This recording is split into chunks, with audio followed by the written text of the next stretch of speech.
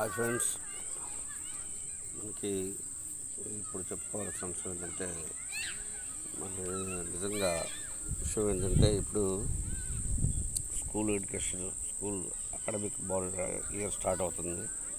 నిజంగా పేరెంట్స్, పిల్లలు ఉన్న ప్రతి పేరెంట్ స్థితిపోతానని ఆర్థికంగా ఎలా ఎలా ఎలా నిజంగా ఇందులో వాళ్ళు ఇబ్బంది పడుతున్నారు. ఈ పరిస్థితి గల కారణం ఏంటి అని మనం ఒకసారి విశ్లేషించుకుంటే ఒకరిని చూసి ఒకడు వాడు తొడగోసుకుంటున్నాడు, మెడగోసుకుంటున్నాను అన్నట్టుగా పిల్లలు చదువు మీద పెట్టుబడి పెడుతున్నారు. ఇది కరెక్ట్ పద్ధతి కాదు. అది భారతదేశంలో ఈ మన తెలుగు రాష్ట్రాలు పెడుతున్న డబ్బులు ఇప్పుడు నాకు తెలిసిన నాట్ కరెక్ట్ అనమాట. ఎందుకంటే